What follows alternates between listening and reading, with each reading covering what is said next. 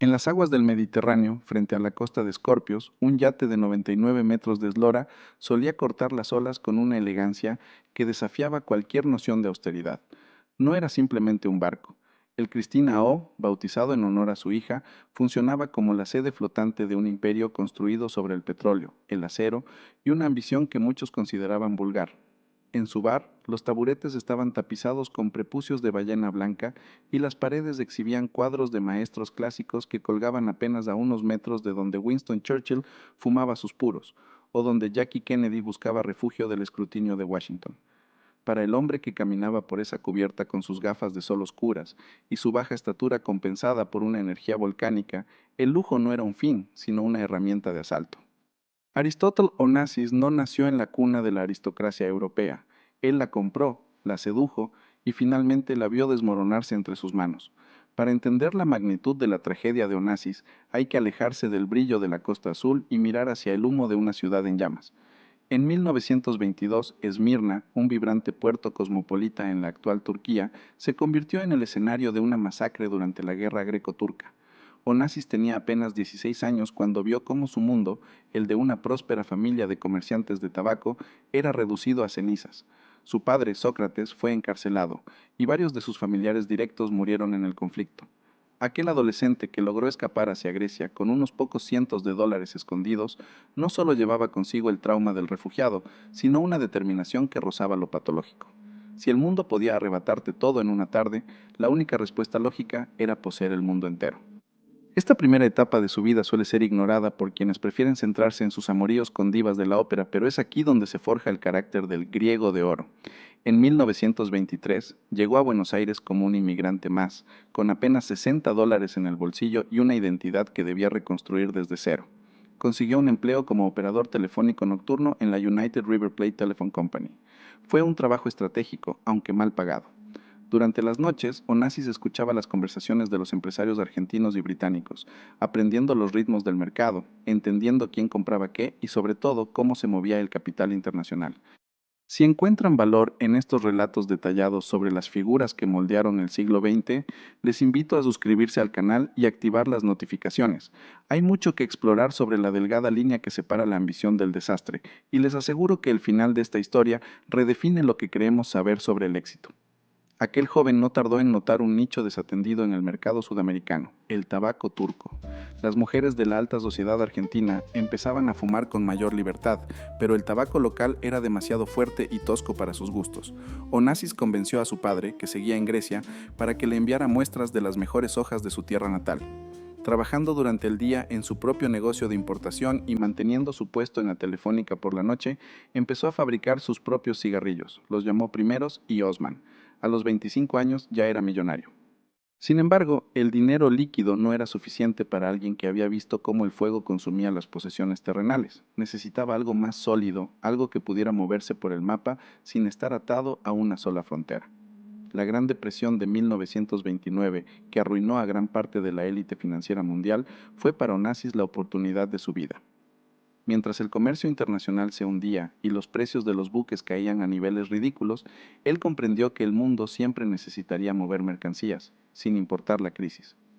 En 1932 viajó a Canadá y compró sus primeros 6 cargueros a la Canadian National Railways por una fracción de su valor original, unos $120,000. Fue una apuesta suicida para cualquier observador externo, pero Onassis tenía una visión que otros carecían. No compraba barcos para el presente, sino para el futuro del transporte de crudo. Fue en este punto donde empezó a chocar con el old money tradicional. Las familias navieras establecidas de Londres y Nueva York lo veían como un advenedizo, un hombre de modales bruscos que hablaba demasiados idiomas, pero no dominaba el lenguaje de la discreción. Onassis no buscaba integrarse, buscaba dominar. Mientras que los armadores tradicionales operaban con cautela, él introdujo el concepto de construir barcos cada vez más grandes, los superpetroleros, financiados casi enteramente con préstamos bancarios, respaldados por contratos de alquiler ya firmados con las grandes petroleras. Era un castillo de naipes financiero que solo funcionaba si él seguía moviéndose. Su vida personal en estos años iniciales reflejaba esa misma necesidad de validación y conquista. En 1946 se casó con Atina Mary Tina Libanos, la hija de Stavros Libanos, el patriarca de la dinastía naviera más respetada de Grecia. Para Onassis, este matrimonio no fue solo una unión romántica, sino una adquisición estratégica. Tina tenía 17 años y él 40. Al casarse con ella, Onassis entró formalmente en el círculo de los griegos, aunque siempre sería tratado como el primo lejano y problemático. La rivalidad con su cuñado, Stavros Niarchos, se convertiría en una de las guerras de ego más costosas y espectaculares de la historia moderna, una competencia por ver quién tenía el barco más grande, la isla más privada y la mujer más famosa. Pero debajo de la estructura de acero de sus barcos y de las cuentas bancarias en Suiza, Onassis seguía siendo el chico de Esmirna que temía que todo se desvaneciera. Esta inseguridad se manifestaba en una necesidad constante de estar rodeado de poder. Se rodeaba de celebridades y políticos no por amistad, sino por el blindaje que su presencia le otorgaba. Entendió antes que nadie que en el siglo XX la fama era una forma de capital tan real como el petróleo. Sin embargo, ese mismo instinto de supervivencia que lo llevó a la cima contenía las semillas de su futura ruina. Al tratar a las personas y a las naciones como activos negociables, Onassis comenzó a tejer una red de resentimientos y deudas emocionales que ningún fondo de inversión podría cubrir. La tragedia de Onassis no reside en la pérdida de su dinero, que nunca ocurrió, sino en la erosión sistemática de todo lo que el dinero debía proteger. A medida que avanzaba la década de los 50, el magnate parecía invencible. Había sobrevivido a una guerra mundial, había burlado a los reguladores estadounidenses y estaba a punto de protagonizar uno de los escándalos más sonados de la época al poner sus ojos en la mujer que personificaba el arte y el drama, María Callas. Pero antes de que la soprano entrara en su vida para cambiarlo todo, Onassis tuvo que aprender que hay fuerzas en el mercado y en la vida que no se pueden comprar con un contrato de flete de petróleo. El escenario estaba listo para el ascenso definitivo, pero las grietas en los cimientos de su familia ya eran profundas, marcadas por un distanciamiento con sus hijos, Alexander y Cristina, que marcaría el tono de los años venideros. Onassis estaba a punto de descubrir que el océano, por muy dueño que te sientas de él, siempre acaba reclamando su parte. Al finalizar la Segunda Guerra Mundial, el orden mundial estaba siendo redibujado, y Onassis, con el instinto de un depredador que huele la sangre en el agua, comprendió que el petróleo sería la sangre de la nueva era. Mientras otros armadores se conformaban con gestionar las flotas que habían sobrevivido al conflicto, Onassis puso sus ojos en los excedentes de guerra de los Estados Unidos. El gobierno estadounidense disponía de una vasta flota de barcos Liberty y petroleros T2 que deseaba liquidar. Sin embargo, había un obstáculo legal. Estas naves solo podían ser adquiridas por ciudadanos estadounidenses. Para Onassis la ley no era un muro, sino una sugerencia que podía rodearse con la ingeniería financiera adecuada. Creó una red compleja de empresas pantalla y utilizó ciudadanos estadounidenses como testaferros para adquirir estos barcos. Fue una jugada maestra de audacia técnica que le permitió hacerse con una flota moderna a precios de liquidación. Pero este movimiento no pasó desapercibido para el FBI ni para el Departamento de Justicia. Onassis estaba empezando a jugar en las ligas mayores de Washington, un terreno donde su encanto mediterráneo no siempre funcionaba. En 1954, la situación estalló cuando fue arrestado bajo cargos de fraude contra el gobierno de los Estados Unidos. La imagen de Onassis, siendo escoltado por agentes federales, dio la vuelta al mundo. Para cualquier otro empresario, esto habría sido el fin de su reputación. Para él, fue el pago de una factura necesaria para seguir creciendo. Finalmente resolvió el caso pagando una multa de $7 millones y aceptando construir nuevos barcos en astilleros estadounidenses, una cifra astronómica para la época, pero una fracción de los beneficios que ya estaba generando su flota. Este conflicto con Estados Unidos coincidió con uno de los episodios más oscuros y fascinantes de su carrera, el Acuerdo de Jeddah. En un intento por monopolizar el transporte del petróleo saudí, Onassis negoció directamente con el rey Saúd de Arabia Saudita. El plan era simple y devastador para las potencias occidentales. Onassis crearía una flota nacional saudí y a cambio tendría el derecho exclusivo de transportar el crudo del reino. Si el plan hubiera tenido éxito, Onassis se habría convertido en el hombre más poderoso del planeta, capaz de estrangular el suministro energético de Occidente a su antojo. Las grandes compañías petroleras, conocidas como las Siete Hermanas, y los servicios de inteligencia británicos y estadounidenses se movilizaron para destruir el trato. Fue una guerra de espionaje, sabotaje diplomático y presiones económicas que duró años. Onassis descubrió que, aunque podía comprar barcos y políticos, enfrentarse al cártel del petróleo y a la geopolítica de la Guerra Fría era un desafío de una escala diferente. El acuerdo finalmente se hundió, dejándolo con una lección amarga sobre los límites de su poder personal. Frustrado en la arena política, Onassis volcó su energía en la construcción de su símbolo de estatus más icónico, el Cristina O. compró una fragata canadiense excedente por poco más de $30,000 y gastó $4 millones de la época, una cifra que hoy superaría los 40 millones, para transformarla en el palacio flotante más lujoso del mundo. No era solo un yate, era un instrumento de seducción y diplomacia. En sus salones, decorados con mármol de Siena y pinturas de Renoir, Onassis orquestaba encuentros que mezclaban el espectáculo con el capital. Invitar a alguien al Cristina era decirle que pertenecía a un club del cual solo Onassis era el portero. Fue en este barco donde la aristocracia del dinero antiguo empezó a mezclarse con la nueva aristocracia de la fama. Mientras su imperio crecía, su vida familiar se convertía en un escaparate frío. Su matrimonio con Tina Libanos era, a ojos de los biógrafos más cercanos, una unión de conveniencia que se desgastaba bajo el peso de las infidelidades constantes de Aristóteles. Tina, educada en la máxima discreción de la élite naviera, soportaba las humillaciones públicas hasta que el límite fue sobrepasado. La rivalidad de Onassis con su cuñado, Stavros Niarchos, exacerbaba la tensión. Si Niarchos compraba un cuadro de Van Gogh, Onassis compraba dos. Si Niarchos construía un petrolero de 50,000 toneladas, Onassis encargaba uno de 60,000. Esta competencia infantil pero costosa definía su existencia. La vida era una suma cero. Para que él ganara, alguien tenía que perder. En 1957, durante una fiesta organizada por la columnista Elsa Maxwell en Venecia, Onassis conoció a la mujer que se convertiría en su espejo y su perdición, Maria Callas. En aquel momento la Callas era la soprano más famosa del mundo, la Divina, una mujer que había conquistado el mundo de la ópera con la misma ferocidad con la que Onassis había conquistado los océanos. Ambos eran griegos, ambos habían surgido de orígenes difíciles y ambos poseían una personalidad que llenaba cualquier habitación. Sin embargo, Callas estaba casada con Giovanni Battista Meneghini, su manager y mentor, un hombre mucho mayor que ella. Onassis no vio un matrimonio, sino un desafío. El asalto de Onassis a la voluntad de Callas fue metódico. En 1959 invitó al matrimonio Meneghini a un crucero por el Mediterráneo a bordo del Cristina. Entre los invitados estaban Winston Churchill y su esposa Clementine. Fue un viaje cargado de una tensión eléctrica. Bajo el sol del Adriático, ante la mirada de Churchill y el resto de la alta sociedad, Onassis comenzó a cortejar abiertamente a la soprano. Se dice que Callas, acostumbrada a la rigidez y al control de su marido, quedó fascinada por la vitalidad bruta y la falta de disculpas de Onassis. Para él, María no era solo una mujer hermosa, era el trofeo máximo, la voz de Grecia personificada, una validación cultural que sus millones nunca podrían darle por sí solos. Cuando el crucero terminó, las vidas de todos los involucrados estaban destrozadas. Tina Onassis pidió el divorcio poco después, tras encontrar a su marido y a la Callas en una situación comprometida. Callas, por su parte, abandonó a Meneghini y se entregó a una relación que, aunque apasionada, marcaría el inicio del declive de su carrera artística. Onassis había obtenido lo que quería, pero a un precio que aún no alcanzaba a comprender.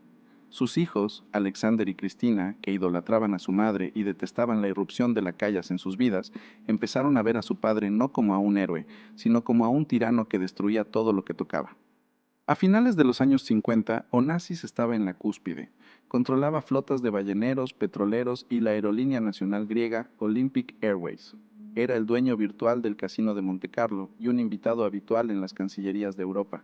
Sin embargo, este hombre que había aprendido a escuchar las conversaciones ajenas en una central telefónica de Buenos Aires estaba perdiendo el oído para las voces de su propia familia. El éxito comercial era absoluto, pero la estructura emocional de su imperio era tan volátil como el crudo que transportaban sus barcos.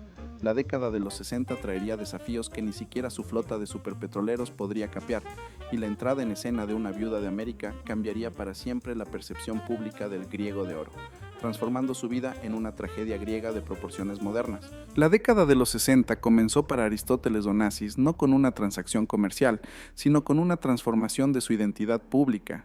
Ya no era solo el armador astuto que burlaba las leyes fiscales de 3 continentes, ahora era la mitad de una de las parejas más fotografiadas y analizadas del planeta.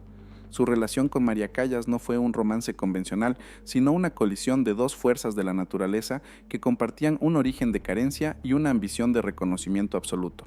Sin embargo, para la Divina, el precio de este amor fue su propia voz. Bajo la influencia de Onassis, Callas empezó a descuidar su disciplina artística. Él no entendía la ópera como un arte sagrado, sino como un adorno social. Para Aristóteles, que su mujer fuera la soprano más grande del siglo era un trofeo, pero el esfuerzo que ella requería para mantener ese estatus le resultaba incomprensible y a menudo molesto. Durante los largos veranos a bordo del Cristina O, Callas se vio rodeada de una corte de parásitos de la alta sociedad, políticos en busca de financiación y celebridades que orbitaban alrededor del dinero de Onassis. En este entorno, la disciplina de los ensayos fue sustituida por las fiestas hasta el amanecer. Onassis, con una crueldad que sus biógrafos han documentado repetidamente, solía humillarla en público, recordándole que sin su voz ella no era más que una mujer gorda con gafas antes de que él la transformara. Esta dinámica de poder erosionó la confianza de la cantante. Mientras Onassis expandía su flota, la voz de Callas se volvía quebradiza, perdiendo la técnica que la había hecho única. Ella esperaba que él se casara con ella, que le diera la estabilidad que nunca había tenido, pero Onassis, el eterno negociador, siempre encontraba una razón para posponer el compromiso. Para él María era el presente, pero no necesariamente el futuro dinástico que buscaba. Mientras tanto, en el terreno de los negocios, Onassis libraba una batalla de una escala diferente en el Principado de Mónaco. A mediados de los 50, se había convertido en el accionista mayoritario de la Société des Vins de Mer, SBM, la entidad que controlaba el Casino de Montecarlo y los principales hoteles de la ciudad. Virtualmente, Onassis era el dueño de Mónaco, lo que lo llevó a un enfrentamiento directo con el príncipe Raniero III. La visión de Onassis para el Principado era la de un club privado exclusivo para multimillonarios, un refugio fiscal cerrado al turismo de masas. Raniero, influenciado por su esposa Grace Kelly, quería modernizar Mónaco y abrirlo al turismo internacional de lujo para asegurar la viabilidad económica a largo plazo. La disputa no era solo financiera, sino de clase. El príncipe despreciaba la vulgaridad ostentosa del griego y Onassis consideraba a Raniero un monarca de opereta que dependía de su capital. La Guerra Fría monegasca duró años, hasta que Raniero logró una maniobra legal para emitir nuevas acciones de la SBM, diluyendo la participación de Onassis y obligándolo a retirarse. Fue una de las pocas veces que el griego de oro fue superado en su propio juego de manipulación de activos. Este revés en Mónaco, sin embargo, fue rápidamente eclipsado por su creciente interés en la esfera de poder más alta de los Estados Unidos. La conexión de Onassis con la familia Kennedy comenzó a través de Lee Radziwill, la hermana de Jacqueline Kennedy. Onassis, siempre atento a la jerarquía del poder, vio en las hermanas Bouvier el acceso definitivo a la legitimidad que el dinero por sí solo no podía comprar. En 1963, tras la trágica muerte del hijo recién nacido de los Kennedy, Patrick Lee invitó a su hermana Jackie a descansar en el yate de Onassis, a pesar de las reticencias de John F. Kennedy, que temía el impacto político de que su esposa fuera vista con un personaje tan controvertido y bajo investigación del Departamento de Justicia, Jackie aceptó. Aquel crucero por el mar Egeo marcó un punto de inflexión. Onassis desplegó todo su arsenal de seductor, discreción cuando era necesaria, lujo sin límites y una atención casi paternal hacia la primera dama. Mientras María Callas observaba desde la periferia, sintiendo cómo su posición se desvanecía, Onassis comprendió que Jackie Kennedy no era solo una mujer hermosa, sino el símbolo máximo de la nobleza estadounidense. El asesinato de JFK en noviembre de ese mismo año cambió la trayectoria de esta relación. La viuda de América se encontró de repente en una posición de vulnerabilidad económica y personal, acosada por la prensa y preocupada por la seguridad de sus hijos en un país que sentía cada vez más violento. En el hogar de los Onassis la tensión era insoportable. Sus hijos, Alexander y Cristina, habían crecido en un entorno de opulencia material y vacío emocional. Alexander, en particular, se convirtió en la antítesis de su padre. Odiaba el estilo de vida de Aristóteles, su ostentación y sobre todo su trato hacia las mujeres. Alexander era un apasionado de la aviación y de la velocidad, buscando en el cielo la libertad que no encontraba bajo la sombra de su padre. Su relación con Fiona von Thyssen, una modelo y aristócrata mucho mayor que él, fue un acto de rebelión que Onassis intentó sabotear por todos los medios. Por su parte, Cristina luchaba contra problemas de imagen corporal y una depresión crónica que la llevaba a buscar refugio en relaciones fallidas y un consumo compulsivo de refrescos y fármacos. Onassis amaba a sus hijos, pero a la manera de un coleccionista. Quería que fueran extensiones de su voluntad, no individuos con deseos propios. La rivalidad con Stavros Niarchos continuaba siendo el motor de muchas de sus decisiones. Cuando Niarchos compró la isla de Spetsopoula, Onassis compró Scorpios, una pequeña isla en el Jónico que transformó en su reino personal. Plantó miles de árboles, trajo arena de otras playas y construyó un sistema de seguridad que convertía a la isla en una fortaleza. Scorpios era el lugar donde Onassis podía dejar de ser el magnate y volver a sus raíces griegas, aunque fuera de una forma artificial y costosa. Fue allí donde empezó a fraguar la idea de que su imperio necesitaba un heredero fuerte y empezó a presionar a Alexander para que asumiera mayores responsabilidades en Olympic Airways. A finales de los 60, Onassis tomó la decisión que sellaría su destino en la historia popular. A pesar de las súplicas de María Callas, quien todavía esperaba un compromiso formal, el magnate comenzó a negociar su matrimonio con Jacqueline Kennedy. No fue una decisión basada en la pasión, sino en una transacción de mutuo beneficio. Jackie buscaba protección, privacidad y la inmensa seguridad financiera que solo Onassis podía ofrecerle tras la muerte de Robert Kennedy en 1968, que la dejó convencida de que los Kennedy estaban marcados por una maldición. Onassis, por su parte, buscaba el trofeo definitivo, la mujer que el mundo entero adoraba. El anuncio de su boda en octubre de 1968 fue recibido con indignación en Estados Unidos. Los titulares decían, Jackie, ¿cómo has podido?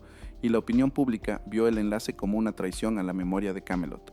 Sin embargo, para Onassis, la boda en la pequeña capilla de Escorpios fue la culminación de su ascenso desde las cenizas de Esmirna. Había pasado de ser un refugiado con $60 a casarse con la viuda del hombre más poderoso de la tierra. Pero lo que parecía el triunfo final era en realidad el comienzo de una decadencia física y emocional.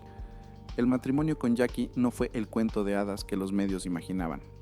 Pronto se convirtió en una serie de negociaciones sobre gastos mensuales, viajes separados y una desconexión profunda. Jackie gastaba sumas astronómicas en ropa y arte, algo que a Onassis, que conocía el valor de cada centavo ganado, empezó a irritarle profundamente. Mientras tanto, en un apartamento de París, María Callas se hundía en el silencio. Había perdido su carrera, había perdido al hombre por el que lo sacrificó todo y ahora veía cómo él se exhibía con otra mujer frente a las cámaras de todo el mundo. El griego de oro parecía haberlo ganado todo, pero su familia estaba más fragmentada que nunca, y el resentimiento de sus hijos hacia su nueva madrastra creaba una brecha insalvable. Onassis estaba en la cima, pero era una cima solitaria y azotada por vientos que empezaban a oler a tragedia. La estructura que había construido con tanta astucia estaba a punto de enfrentar su prueba más dura, una que ningún contrato de seguro de Lloyds de Londres podría cubrir: la pérdida de su único heredero varón. El matrimonio entre Aristóteles Onassis y Jacqueline Kennedy no fue el refugio que ambos buscaban, sino más bien un campo de batalla de expectativas no cumplidas. Para el mundo, eran la unión del poder financiero europeo y la elegancia política estadounidense, pero dentro de los muros de la Quinta Avenida o de la villa en Scorpios, la realidad era una negociación constante. Jackie, que había vivido bajo la mirada asfixiante de la opinión pública, vio en Onassis un escudo, una fuerza capaz de protegerla con un ejército privado y una cuenta bancaria sin fondo. Aristóteles, por su parte, pronto descubrió que poseer a la mujer más famosa del mundo no le otorgaba la paz mental que buscaba, sino una nueva serie de problemas logísticos y una factura emocional que empezaba a pasarle factura. Se dice que el contrato prenupcial de la pareja constaba de más de 170 cláusulas detalladas. En él se especificaba todo, desde la asignación mensual para el vestuario de Jackie hasta los términos de su vida en común. Onassis, el hombre que había construido un imperio negociando contratos de petróleo en servilletas, se encontró gestionando el presupuesto de una mujer cuyas facturas mensuales por ropa, arte y decoración superaban a menudo los $100,000 de la época. Jackie no solo compraba, ella consumía como una forma de llenar el vacío dejado por los traumas de su vida anterior. Para Onassis, que recordaba el valor de cada centavo desde sus días en Buenos Aires, este despliegue de gasto innecesario empezó a ser una fuente de irritación. No era que no pudiera pagarlo, era que sentía que estaba siendo utilizado únicamente como un cajero automático global. La relación con los hijos de Onassis nunca mejoró. Alexander y Cristina se referían a Jackie despectivamente como la americana. Para ellos, ella era una intrusa que se beneficiaba de la fortuna que su madre, Tina, había ayudado a construir. Alexander, en particular, mantenía una distancia gélida con su madrastra. El joven heredero estaba más interesado en la aviación y en la gestión de Olympic Airways que en los eventos sociales de su padre. Alexander representaba la continuidad del nombre Onassis, pero también era el único capaz de enfrentarse a Aristóteles. En el círculo íntimo del magnate, era bien sabido que el padre admiraba la rebeldía del hijo, aunque chocaran constantemente. Alexander era el recordatorio de que Onassis era mortal y de que algún día tendría que ceder el mando. Mientras tanto, la presencia de María Callas seguía gravitando sobre la vida de Onassis. A pesar de estar casado con Jackie, Aristóteles nunca rompió del todo el vínculo con la soprano. Se cuenta que apenas unos meses después de la boda en Scorpios, Onassis volvió a buscar a María en París. Sus encuentros eran discretos pero regulares. Con Callas, Onassis podía ser el griego rudo y apasionado que Jackie nunca terminaba de aceptar. La soprano, hundida en una soledad profunda, lo recibía siempre, aceptando las migajas de atención que el hombre que le había arrebatado su carrera y su dignidad estaba dispuesto a darle. Este triángulo amoroso no era solo un escándalo de prensa rosa, era el reflejo de la incapacidad de Onassis para estar satisfecho con lo que tenía. Poseía la joya de la corona, pero seguía añorando el fuego de la mujer que entendía su idioma. A principios de los años 70, el clima económico mundial empezó a oscurecerse. La crisis del petróleo de 1973 estaba en el horizonte y el mercado de los fletes marítimos se volvía cada vez más inestable. Onassis, con una flota masiva de superpetroleros, sentía la presión, pero el golpe más duro no vendría de los mercados financieros, sino del cielo.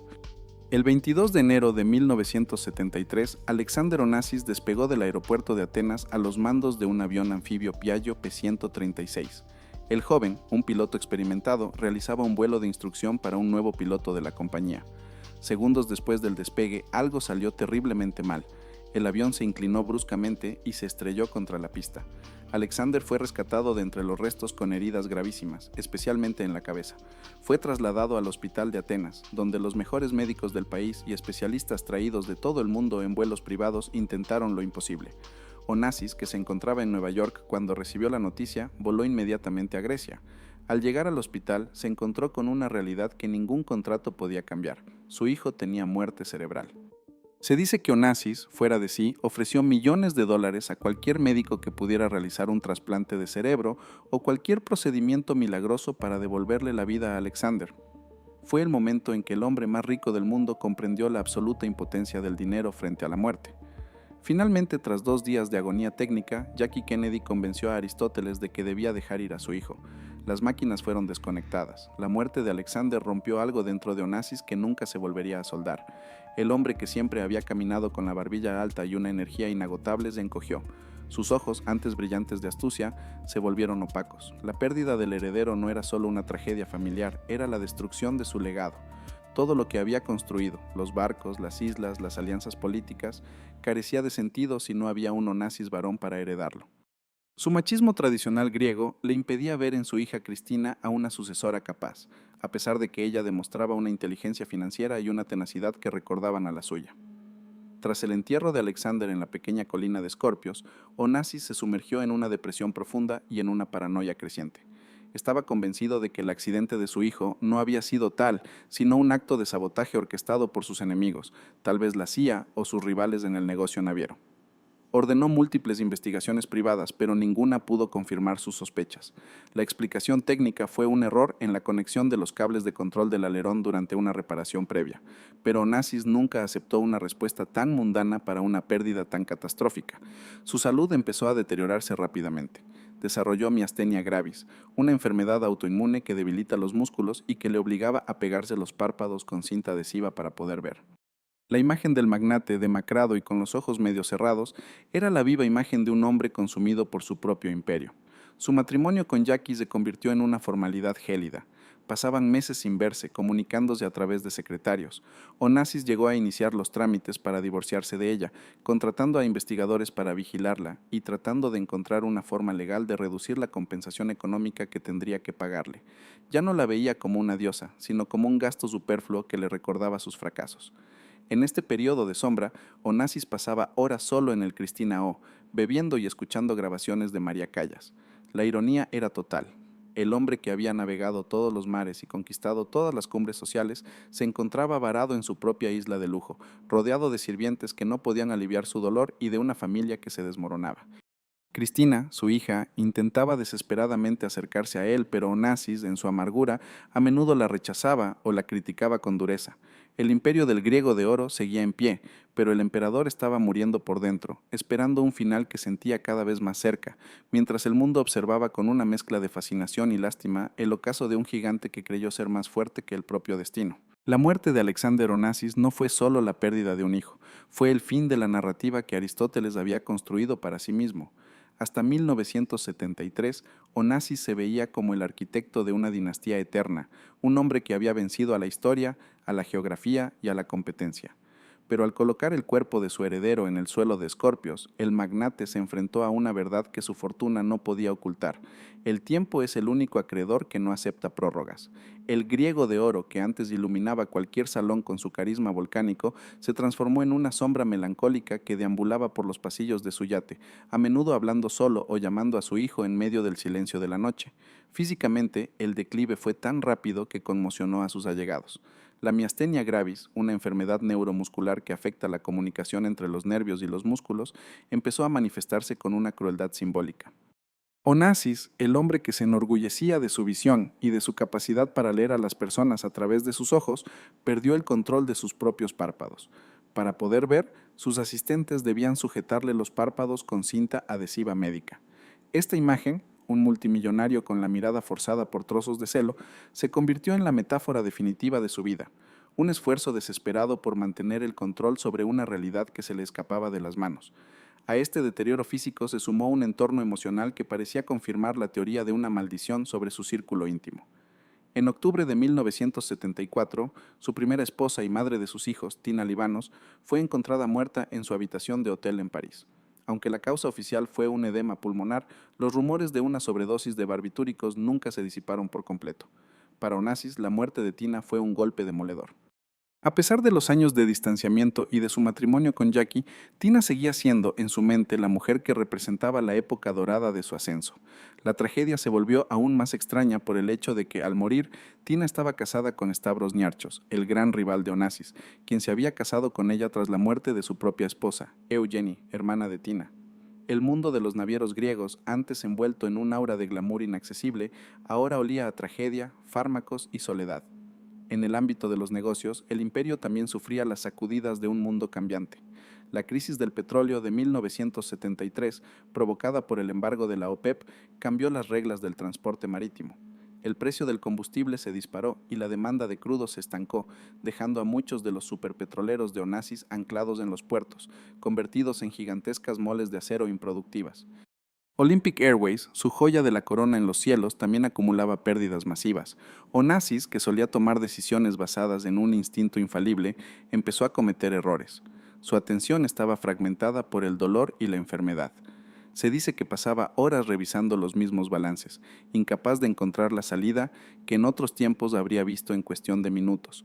Si este relato sobre las luces y sombras del poder les está resultando interesante, les agradezco que apoyen el video con un me gusta. Ayuda mucho a que estas historias lleguen a más personas. Su matrimonio con Jacqueline Kennedy estaba para este momento herido de muerte. Jackie pasaba la mayor parte del tiempo en Nueva York, dedicada a su vida social y al cuidado de sus hijos, John y Caroline. La distancia entre Scorpios y Manhattan no era solo geográfica, sino existencial.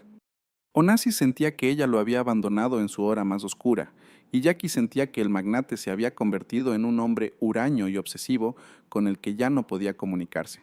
Aristóteles llegó a consultar a abogados especializados para iniciar un proceso de divorcio que fuera lo menos costoso posible. Estaba resentido por el estilo de vida extravagante de Jackie, que seguía gastando fortunas en un momento en que él solo pensaba en la muerte. Incluso ordenó a su servicio que vigilaran sus movimientos y registraran sus llamadas, sumido en una paranoia que mezclaba los celos con el despecho financiero. En medio de este caos, su hija Cristina emergió como la figura más trágica y compleja. Ella era ahora la única heredera del imperio, una responsabilidad para la que se sentía tan preparada intelectualmente como emocionalmente frágil. Cristina adoraba a su padre, pero su relación estaba marcada por una dinámica de crítica constante. Onassis la presionaba para que se casara con un hombre que pudiera gestionar el negocio, despreciando sus propias capacidades. Cristina, buscando afecto en los lugares equivocados, se vio envuelta en matrimonios apresurados y divorcios dolorosos, mientras luchaba contra una adicción cada vez más evidente a las pastillas para dormir y a los estimulantes. La relación entre padre e hija era un espejo de reproches. Él veía en ella sus propios fracasos y ella veía en él un muro de exigencia que nunca lograba escalar. Los últimos meses de 1974 fueron un calvario de hospitales y tratamientos experimentales. Onassis se trasladó a París, buscando el anonimato que su propia fama le negaba. Allí, en su apartamento de la Avenue Foch, recibía visitas ocasionales, pero la soledad era su compañera más fiel. María Callas, que vivía a pocas calles de distancia, seguía siendo su único refugio emocional genuino. Se dice que, en sus momentos de mayor lucidez, Onassis se lamentaba de no haber sido fiel a la mujer que, según él, lo había amado por sí mismo y no por su flota. Lacayas, por su parte, vivía recluida, su voz era un recuerdo y su vida una espera silenciosa. El hombre que lo tuvo todo terminó buscando consuelo en los fragmentos de un pasado que él mismo había dinamitado años atrás. El final de la era Onassis no fue una explosión épica, sino una erosión lenta. El hombre que había desafiado a los gobiernos de Estados Unidos y Arabia Saudita, que había construido islas privadas y comprado el afecto de las mujeres más deseadas de su tiempo, se encontraba ahora reducido a un paciente en una clínica de élite, dependiente de máquinas y sueros. Su imperio seguía moviendo millones de toneladas de mercancías por todo el mundo, pero su arquitecto ya no récord. A principios de febrero de 1975, el hombre que una vez pareció sostener los hilos del comercio mundial fue trasladado en un vuelo privado desde Atenas al Hospital Americano de Neuilly-sur-Seine, en las afueras de París. Ya no era el magnate que descendía de los aviones rodeado de fotógrafos, era un cuerpo frágil cubierto por una manta que ingresaba bajo un nombre falso para evitar el acoso de la prensa que él mismo había alimentado durante décadas. Onassis sufría una inflamación severa de la vesícula biliar, pero su verdadero enemigo era el agotamiento total de un sistema inmunológico devastado por la miastenia y la tristeza. Los médicos decidieron operar, una decisión arriesgada dada su debilidad, pero necesaria. La intervención fue un éxito técnico, pero el postoperatorio se convirtió en un descenso lento y silencioso hacia el final. Durante aquellas semanas en el hospital, el contraste entre la leyenda y la realidad fue brutal.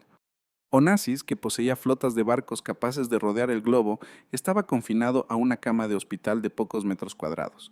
Lo que es más revelador de este periodo es la configuración de quienes estaban a su lado y quienes no. Su hija Cristina permaneció en una habitación contigua, durmiendo en un sofá, negándose a abandonar a su padre ni un solo instante. Para ella, esos días fueron una mezcla de devoción filial y una angustiosa preparación para el peso que estaba a punto de caer sobre sus hombros. Jackie Kennedy, por el contrario, mantenía una presencia intermitente. Viajaba de Nueva York a París, pero sus visitas eran breves, marcadas por una formalidad que muchos en el círculo íntimo de Onassis interpretaron como una indiferencia gélida. La tensión entre Jackie y Cristina alcanzó su punto máximo en los pasillos de aquel hospital. Cristina veía en Jackie a una mujer que solo esperaba que se leyera el testamento, mientras que Jackie veía en Cristina a una joven inestable que la culpaba de todas las desgracias de la familia. El ambiente era tan tóxico que los médicos tuvieron que intervenir en varias ocasiones para mantener la calma. Onassis, apenas consciente bajo los efectos de la medicación, parecía haber perdido el interés en ambas. Se dice que en sus momentos de lucidez preguntaba por María Callas, pero nunca permitió que la soprano lo visitara en ese estado. Quería que ella recordara al hombre que la conquistó en el Cristina O, no al anciano consumido que ya no podía sostener la mirada. El 15 de marzo de 1975, a los 69 años de edad, Aristóteles Onassis murió debido a complicaciones de una neumonía bronquial. En el momento de su muerte, Jackie no estaba presente. Se encontraba en Nueva York celebrando el fin de semana de San Patricio. Cuando recibió la noticia, su reacción fue de una contención casi profesional. Emitió un comunicado elogiando la vitalidad de su difunto marido, pero su ausencia en el lecho de muerte alimentó definitivamente la imagen de una unión basada puramente en el interés. Para el pueblo griego, que nunca la había aceptado, este fue el clavo final en el ataúd de su reputación. El funeral de Onassis fue un evento que cerró un capítulo de la historia del siglo XX. Su cuerpo fue trasladado a Grecia y llevado a la isla de Escorpios. El entierro fue austero, lejos de la ostentación que había marcado su vida. Fue enterrado en la pequeña capilla junto a su hijo Alexander. Las fotografías de aquel día muestran a una Cristina Onassis devastada, oculta tras unas enormes gafas de sol, sostenida por sus asesores, mientras Jackie caminaba a su lado con la elegancia distante de una reina en el exilio. El griego de oro volvía a la tierra que tanto había amado, pero dejaba tras de sí un imperio que empezaba a desmoronarse antes de que las flores de su tumba se secaran. La apertura del testamento de Onassis fue un terremoto legal y social. Aristóteles, previendo los conflictos que vendrían, había redactado un documento de gran complejidad técnica. El imperio se dividió esencialmente en dos. Una mitad fue destinada a la Fundación Alexander S. Onassis, creada en memoria de su hijo, para financiar proyectos culturales y de salud en Grecia.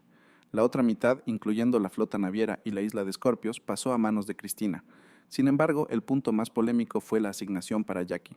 Onassis, en sus últimos meses, había modificado sus disposiciones para limitar al máximo lo que su viuda recibiría, aprovechando una ley griega que él mismo había ayudado a impulsar para limitar los derechos de herencia de los cónyuges extranjeros. Jackie, acostumbrada a luchar por sus intereses, no aceptó los términos sin pelear. Se inició una batalla legal que duró meses y que amenazaba con exponer los detalles más sórdidos del matrimonio.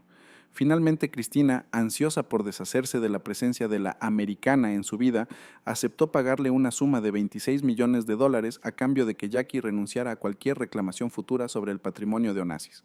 Fue un pago por el silencio y la distancia. Jackie regresó definitivamente a Estados Unidos, alejándose de las aguas griegas para siempre, mientras Cristina se encontraba sola al mando de una flota de superpetroleros y una fortuna estimada en 500 millones de dólares de la época. Pero Cristina no heredó solo el dinero, heredó la soledad y la desconfianza que habían sido la marca registrada de su padre. A pesar de su inmensa riqueza, se convirtió en una de las mujeres más tristes del mundo.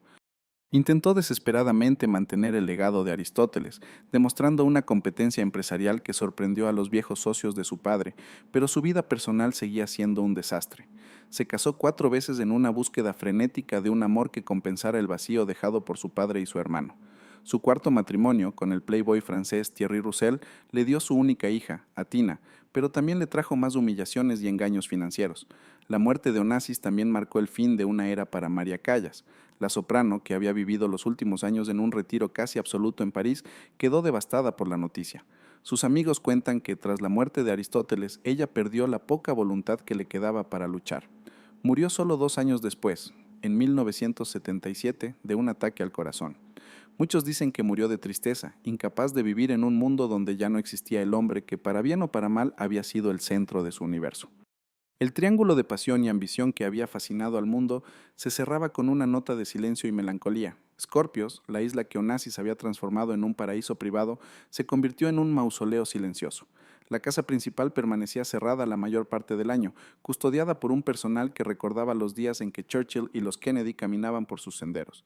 El imperio naviero, aunque seguía siendo rentable, ya no tenía el aura de audacia de los años 50. El mundo estaba cambiando. La tecnología y las nuevas regulaciones financieras hacían que el estilo de gestión personalista y visceral de Onassis fuera cosa del pasado.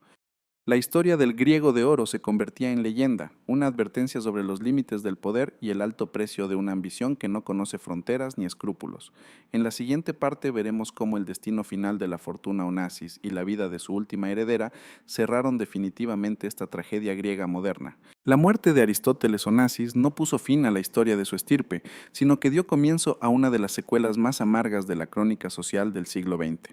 Cristina Onassis, la joven que su padre nunca consideró lo suficientemente fuerte para sucederle, se encontró de la noche a la mañana al frente de un conglomerado de empresas navieras, propiedades inmobiliarias y cuentas bancarias distribuidas por todo el globo. Contra todo pronóstico y a pesar de su fragilidad emocional, Cristina demostró ser una gestora astuta y dedicada. Se sentaba en las salas de juntas de Londres y Nueva York, rodeada de hombres que esperaban que fracasara, y defendió el patrimonio familiar con una ferocidad que su padre habría reconocido de inmediato. Sin embargo, el éxito profesional no pudo mitigar la soledad que la perseguía. La vida de Cristina en los años posteriores a la muerte de Aristóteles fue un ciclo de intentos desesperados por encontrar la estabilidad. Sus matrimonios, 4 en total, fueron seguidos por la prensa con una mezcla de morbo y crueldad. Cada nueva boda era presentada como el inicio de una felicidad que nunca llegaba, y cada divorcio como el capítulo final de una tragedia anunciada. En 1984, Cristina pareció encontrar una esperanza renovada en su matrimonio con el playboy francés Thierry Roussel. De esta unión nació, en 1985, Atina Onassis, la niña que se convertiría en la heredera más rica del mundo. Por un breve momento pareció que el apellido Onassis tendría una oportunidad de redención, un nuevo comienzo lejos de las sombras de Scorpios y de los fantasmas de Alexander. Pero el destino, o quizás las consecuencias de una vida de excesos y presiones insoportables, se cruzó de nuevo en el camino. En noviembre de 1988, Cristina Onassis fue encontrada muerta en la bañera de una casa de campo en Tortuguitas, a las afueras de Buenos Aires, Argentina. Tenía solo 37 años. La causa oficial fue un edema pulmonar, pero al igual que ocurrió con su madre Tina años atrás, la sombra de los fármacos y la depresión planeaba sobre la escena. Resulta de una ironía desgarradora que Cristina exhalara su último suspiro en el mismo país donde su padre había comenzado su imperio con $60 en el bolsillo. Con su muerte, la línea directa de Aristóteles Onassis quedó reducida a una niña de 3 años, Atina, que crecería bajo la tutela de su padre en Suiza, lejos de Grecia y de la influencia del círculo naviero que su abuelo había dominado. Atina Onassis creció en un entorno que intentaba ser lo más normal posible dentro de la excepcionalidad de su fortuna. Bajo la estricta mirada de Thierry Roussel, la joven fue educada para ser una heredera moderna, pero su relación con el legado de su abuelo fue desde el principio de distanciamiento. A diferencia de Cristina, que se sentía obligada a cargar con el peso de la tradición griega, Atina parecía ver en su herencia una carga que prefería soltar. Al cumplir la mayoría de edad, inició una serie de batallas legales para tomar el control total de su fortuna, enfrentándose a la junta de la Fundación Onassis, quienes cuestionaban su capacidad y su conexión con la cultura helénica. Atina no hablaba griego con fluidez y rara vez visitaba el país de su abuelo, prefiriendo el mundo de la hípica internacional y una vida de discreción casi absoluta. El acto final del desmantelamiento del imperio físico de Onassis ocurrió en 2013. Scorpios, la isla privada que Aristóteles había construido como su reino inexpugnable, el lugar donde estaban enterrados él, Alexander y Cristina, fue cedida en un contrato de arrendamiento por 99 años a la hija de un magnate ruso, Ekaterina Ribolovleva. Aunque el testamento de Onassis prohibía estrictamente la venta de la isla, la ingeniería legal moderna permitió este traspaso que, en la práctica, significaba el fin de la era Onassis en aguas griegas. Las tumbas de la familia permanecen en una pequeña parcela que técnicamente sigue bajo el control de la fundación, pero el resto de la isla, con sus villas y sus bosques artificiales, ahora pertenece a un nuevo tipo de riqueza, una que ya no tiene raíces en el mar Egeo. Si analizamos el legado de Aristóteles Onassis hoy, nos encontramos con un panorama contradictorio. En el mundo de los negocios fue un pionero. Él inventó la escala moderna del transporte marítimo. Sin su visión de los superpetroleros, la economía global del siglo XX habría tenido un ritmo mucho más lento. Su uso de las banderas de conveniencia y de los paraísos fiscales sentó las bases de la ingeniería financiera que hoy utilizan las corporaciones multinacionales. Onassis no solo transportaba petróleo, él transportaba el futuro, entendiendo antes que nadie que el mundo se volvería adicto al crudo y que quien controlara los barcos controlaría el flujo de la civilización. Sin embargo, su legado cultural es el de la creación del Celebrity Magnate. Antes de Onassis, los hombres más ricos del mundo, como los Rockefeller o los Ford, cultivaban una imagen de sobriedad y discreción. Onassis rompió ese molde. Él utilizó la fama como una herramienta de negocios, entendiendo que salir en la portada de las revistas con María Callas o Jackie Kennedy le otorgaba una ventaja competitiva y un acceso al poder político que el dinero solo no podía comprar. Él fue el primer multimillonario de la era de la imagen, el hombre que convirtió su vida privada en un espectáculo global para proteger sus intereses públicos. Pero hay un coste humano en esa construcción de mito. Al mirar hacia atrás, la historia de Onassis se lee como una lección sobre la vacuidad del control absoluto. Aristóteles pudo comprarlo todo: barcos, islas, aerolíneas, el casino de Montecarlo y el afecto de las mujeres más deseadas de su tiempo, pero no pudo comprar la seguridad de su único hijo, ni pudo evitar que su propia salud se desmoronara bajo el peso de sus pérdidas. Su familia, que él pretendía convertir en una dinastía eterna, se fragmentó en una generación, dejando a una última heredera que parece más interesada en sus caballos que en el imperio de acero que su abuelo construyó con sangre, sudor y engaños. Hoy el Cristina O todavía navega por el Mediterráneo, pero ya no como el santuario de un emperador, sino como un yate de alquiler de lujo, donde cualquiera con suficiente dinero puede sentarse en el bar de piel de ballena y pretender que es parte de una época desaparecida.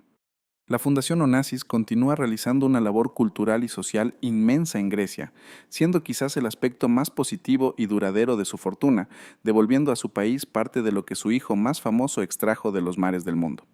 Al final, la figura de Aristóteles, Sócrates o Onassis permanece como un estudio sobre la ambición humana sin límites. Fue un hombre que surgió de las cenizas de un incendio en Esmirna para quemar el mundo con su propia energía. Logró todo lo que se propuso y sin embargo murió rodeado de un silencio que ningún cheque podía llenar. Su historia nos recuerda que, en el gran teatro de la historia, incluso los hombres más poderosos son solo inquilinos temporales de sus propias posesiones. El mar que tanto amó sigue ahí, indiferente a los nombres de los barcos que lo surcan, recordándonos que el verdadero lujo quizás es la paz que Onassis nunca pudo encontrar en medio de toda su gloria de oro. La tragedia del griego de oro no fue perder su dinero, sino descubrir demasiado tarde que el oro no tiene corazón.